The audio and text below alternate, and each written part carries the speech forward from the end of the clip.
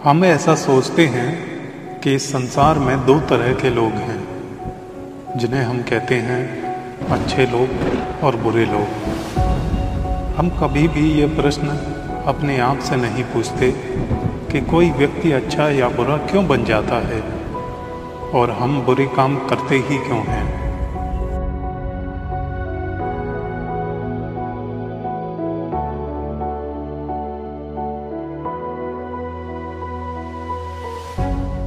एक नगर में बहुत शातिर चोर रहता था और उस चोर के बारे में जानते तो सब थे, पर कभी भी उसे पकड़ा नहीं गया था। उस चोर ने अपना पूरा जीवन चोरी करने में ही लगा दिया था। यहाँ तक कि पूरे नगर में उसके बराबरी करने वाला कोई चोर मौजूद नहीं था। अब चोर कोई ऐसा व्यक्ति तो होता नहीं है जो कहीं अनजान दुनिया से आ गया हो, मंगल ग्रह से टपक गया हो। चोर भी इसी दुनिया का हिस्सा है, यही जन्म लिया है, इसी समाज का ही हिस्सा है, परंतु उसके कार्यों ने उसे चोर का दर्जा दे दिया है। अगर वो सत्कर्म करता, अच्छे कर्म करता, तो लोग उसे चोर क्यों कहते। अब देखिए, उस चोर का भी एक बेटा था जिसे वो अपनी तरह ही एक शातिर चोर बनाना चाहता था। वो शातिर चोर अपने बेटे को हमेशा एक ही बात सिखाता था कि बेटा, कभी भी किसी अच्छे व्यक्ति का उपदेश मत सुनना। उस चोर का बेटा इस बात को तो बचपन से सुनता आ रहा था, जिसके कारण ये बात उसके मन में बैठ गई थी। उस लड़के का पूरा ध्यान चोरी पर ही रहता था, इसीलिए वो अपने पिता की तरह एक शातिर चोर बन जाता है। मैं एक वीडियो देख रहा था, उसमें मैं जानता तो नहीं हूँ वो किसने बात कही थी, लेकिन मुझे बात याद है कि आप एसी ट्रेन के डिब्बे में बैठ जाना और कोई पान मसाला तम्बाकू खाने वाला व्यक्ति हो, उसके पास अगर पान मसाला तम्बाकू नहीं है और उसे मालूम हो कि पूरी ट्रेन में कोई पान मसाला खाने वाला नहीं है, लेकिन फिर भी वो उस व्यक्ति को खोज लेगा। कहीं से भी खोजे, वो खोज लेगा।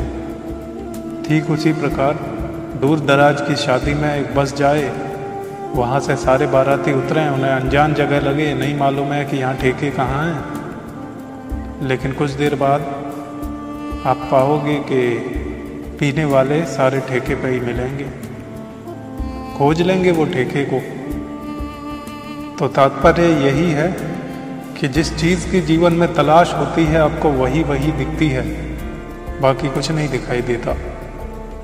तो हमारा ध्यान जिस भी चीज़ पर ज़्यादा होता है, हम उस चीज़ में ही माहिर हो जाते हैं। एक दिन वो चोर सोचता है कि छोटी मोटी चोरियां तो बहुत कर ली, क्यों ना आज राजा के महल में ही डाका डाल दिया जाए। राजा के महल में चोरी करने के उद्देश्य से वो चोर महल की ओर चल पड़ता है। रास्ते में उसे कुछ लोगों की भीड़ भी नज़र आती है। वो उस भीड़ को देखकर थोड़ा रुकता है और ये देखता है कि वे लोग कर क्या रहे हैं। जब वो चोर भीड़ के करीब जाता है तो वो देखता है कि सभी लोग एक एक करके एक विद्वान के चरणों में गिरकर उसका आशीर्वाद ले रहे हैं। अब वो महान विद्वान और सन्यासी था, और वो कौन था? स्वयं भगवान गौतम बुद्ध थे। वो चोर बुद्ध को देखकर उनकी तरफ आकर्षित हो जाता है, क्योंकि उसने तो पहली बार इतना तेजस्वी व्यक्ति देखा था। अचानक उसे अपने पिता की बात याद आ गई कि जहाँ भी तुम्हें कोई ऐसा व्यक्ति दिखाई दे जो सन्यासी हो, विद्वान हो या कोई अच्छा व्यक्ति हो, उससे दूर रहना बिल्कुल। तो एक बार वो सोचता है और वहाँ से चला जाता है। लेकिन फिर उसके मन में ये प्रश्न उठता है कि आखिर पिताजी ऐसा कहते क्यों थे। इस प्रश्न का उत्तर जानने के लिए वो चोर सभी लोगों के साथ बैठ जाता है और भगवान बुद्ध का उपदेश सुनने लगता है। भगवान बुद्ध उस उपदेश में झूठ बोलने की व्यर्थता और विश्वासघात के बारे में बताते हैं। उपदेश खत्म होने के बाद वहाँ बैठे हुए लोग अपने अपने घर चले जाते हैं और वो चोर भी चोरी करने के लिए महल की ओर चल पड़ता है। रास्ते में चलते हुए चोर अपने मन में सोचता है कि क्यों ना आज उपदेश में कही हुई बातों को मानकर ही देख लिया जाए। क्या वाकई में ये सही हैं या खोरे उपदेश हैं। उसके बाद वो चोर महल की दीवार से कूदकर जाने के बजाय महल के द्वार से ही अंदर प्रवेश करने लगता है। ऐसा करते देखकर द्वारपाल उसे रोकता है और उससे पूछता है कि कौन हो भाई तुम और कहाँ जा रहे हो। वो चोर द्वारपाल से कहता है कि मैं एक चोर हूँ और अंदर चोरी करने जा रहा हूँ। उस चोर की बात सुनकर द्वारपाल सोचता है कि महल का कोई नौकर होगा और मुझसे मजाक कर रहा है। वैसे भी कोई चोर अपने आप को चोर थोड़े ही ना बोलेगा। और वो द्वारपाल उस चोर को महल में अंदर जाने की इजाज़त दे देता है। महल में प्रवेश करने के बाद वो चोर उस तिजोरी तक पहुंच जाता है जहां पर खजाना रखा हुआ होता है। वो चोर उस तिजोरी को तोड़कर बहुत सारा धन अपनी पोटली में भर लेता है और जैसे ही धन लेकर वो चोर वहां से जाने लगता है तो उसे रसोई नज़र आती है। महल के सभी लोग तो सो रहे थे, इसलिए रसोई में उस समय कोई भी था नहीं और उस चोर को बहुत ज़ोर से भूख भी लग रही थी, इसलिए वो रसोई में जाता है और पेट भरकर भोजन करता है। भोजन करने के बाद वो चोर वहाँ से जाने लगता है। तभी अचानक उसे भगवान बुद्ध की बात याद आ जाती है, जिसका हमने खाया है हमें कभी भी उसके साथ विश्वासघात नहीं करना चाहिए। वो चोर मन ही मन सोचता है कि मैंने इन राजमहल वालों का नमक खाया है और अगर मैं इनके धन की चोरी करके ले जाऊंगा तो ये तो विश्वासघात होगा। इसलिए वह चोर उस धन को रसोई में ही छोड़कर जाने लगता है। ऐसा करते हुए उसे महल का एक व्यक्ति देख लेता है और वो शोर मचा देता है कि महल में चोर घुस आया है। राजा के सिपाही उस चोर को पकड़ लेते हैं और उस राजा के पास ले जाते हैं। उसके बाद राजा उस चोर से पूछता है कि जब तुमने धन चुरा ही लिया था तो तुम उसे छोड़कर क्यों जा रहे थे। वो चोर कहता है कि मैंने एक महान आत्मा का उपदेश सुना था कि किसी के साथ विश्वासघात करना बुद्धिमत्ता नहीं बल्कि मूर्खता है। जिसके भोजन को खाकर हमें जीवन मिला है उसके साथ हमें कभी भी विश्वासघात नहीं करना चाहिए। उस व्यक्ति की बात सुनकर राजा बड़ा प्रभावित हुआ और उस चोर से कहता है कि यदि तुम ऐसे उपदेश बचपन से ही सुनते आते तो तुम शायद कभी चोर बनते भी नहीं।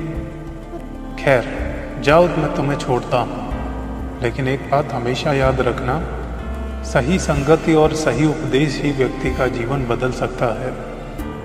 इस कहानी का उद्देश्य आपको सिर्फ ये सिखाना नहीं है कि आप किसी के साथ विश्वासघात ना करें या झूठ ना बोलें, बल्कि ये कहानी आपको ये सिखाना चाहती है कि आप तब ही तक बुरे हैं जब तक कि आप सही उपदेश नहीं सुनते, सही संगति नहीं करते।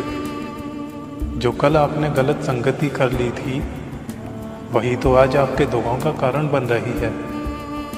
आप गंदे नाले के पास खड़े होकर बदबू का एहसास कर सकते हैं, लेकिन गंदा नाला तब तक आपको गंदा नहीं कर सकता जब तक कि आप उसमें कोई पत्थर ना फेंकें या स्वयं उसमें ना कूद जाएं।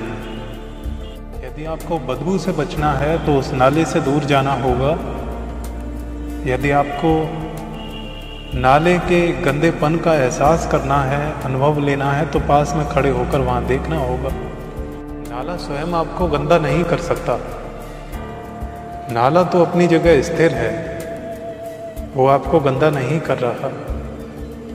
आप उसके पास गंदा होने के लिए जा रहे हैं, इसी को संगति कहते हैं। अब आप फूलों के बाग में खड़े होकर ये अपेक्षा तो नहीं कर सकते कि वहाँ बदबू आएगी। भाई फूलों के बाग में खड़े हैं, आसपास हरा भरा मनोरम दृश्य है, प्राकृतिक सुंदरता है, फिर आपको मन में भी वैसे ही विचार आने शुरू हो जाएंगे, क्योंकि कहते हैं हमारा जैसा पर्यावरण होता है विचार भी हमारे वैसे ही बनने लगते हैं। जैसा कि इस कहानी में भी बताया गया कि चोर जब तक अच्छी संगति में नहीं गया उसे सत्य का एहसास नहीं हुआ। बुरा व्यक्ति चोर भी नहीं था। ये कहो कि चोर जन्म से ही चोर था, वो जन्म से चोर तो था नहीं, भाई कोई परिस्थिति बनी वो चोर बना, लेकिन वो था तो मनुष्य ही ना। परंतु जब उसने अपने बुद्धि का प्रयोग किया तो उसे सत्य का एहसास हुआ और उसके बाद उसने अपने रास्ते को भी बदला और उसे अपने कर्मों का फल भी मिला, क्योंकि राजा ने उसे उसके चोरी के अपराध के लिए भी उसे क्षमा कर दिया। दोस्तों, आज इस वीडियो में विराम देता हूँ। मिलूँगा एक और नए वीडियो में। तब तक के लिए नमस्कार। खुश रहिए, अच्छे रहिए और हो सके तो हमारे इस वीडियो को आप दूसरे लोगों के साथ भी शेयर कीजिए ताकि अच्छे विचारों का संचार सभी में हो सके।